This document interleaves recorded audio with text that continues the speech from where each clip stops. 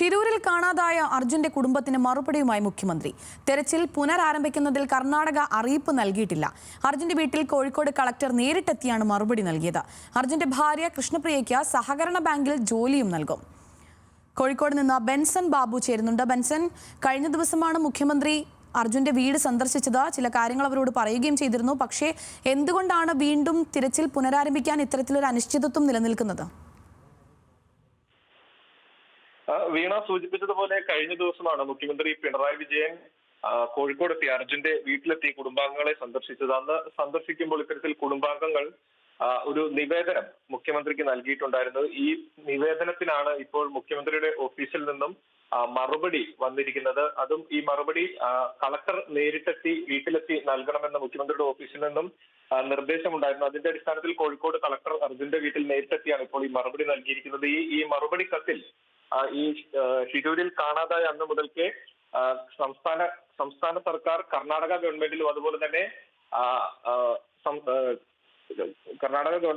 തന്നെ ദേശീയ തലത്തിലും വരുത്തിയിട്ടുള്ള ഇടപെടലുകൾ എന്തൊക്കെയാണ് എന്നതിനെ പറ്റി കൃത്യമായിട്ടുള്ള വിശദീകരണമാണ് ഈ ഒരു മറുപടി കത്തിൽ നൽകിയിട്ടുള്ളത്. അതോടൊപ്പം തന്നെ അർജുന്റെ ഭാര്യ കൃഷ്ണപ്രിയയ്ക്ക് സഹകരണ ബാങ്കിൽ ജോലി നൽകുന്നതുമായി ബന്ധപ്പെട്ട ഒരു ഉറപ്പും ഇപ്പോൾ ലഭിച്ചിട്ടുണ്ട്. അത് വേങ്ങേരി സർവീസ് സഹകരണ ബാങ്കിൽ ജൂനിയർ ക്ലർക്ക് തസ്തികയിലാണ് നിലവിലിപ്പോൾ കൃഷ്ണപ്രിയയ്ക്ക് ജോലി നൽകാമെന്ന് ഉറപ്പ് നൽകിയിട്ടുള്ളത്. ഈ വിവരം ഈ ബാങ്ക് അധികൃതർ ഇവരുടെ വീട്ടിലെത്തി നേരിട്ട് അറിയിക്കുകയായിരുന്നു. അപ്പോൾ ഇവരുടെ വീട്ടിൽ നിന്നും ദൂരം, ഈ ഒരു ബാങ്കിലേക്കുള്ള ദൂരം വളരെ കുറവായതിനാൽ തന്നെ ഇപ്പോൾ ഈ ജോലി സ്വീകരിച്ചു എന്നും അർജുന്റെ കുടുംബം അറിയിച്ചിട്ടുണ്ട്. എന്നാൽ ഇപ്പോഴും ഈ ഒരു തിരച്ചിൽ പുനരാരംഭിക്കുന്നതുമായി ബന്ധപ്പെട്ട ഒരു ഔദ്യോഗിക സ്ഥിരീകരണം കർണാടക സർക്കാരിന്റെ ഭാഗത്തു നിന്നും ലഭിച്ചിട്ടില്ല എന്നും മനസ്സിലാക്കുന്നുണ്ട്.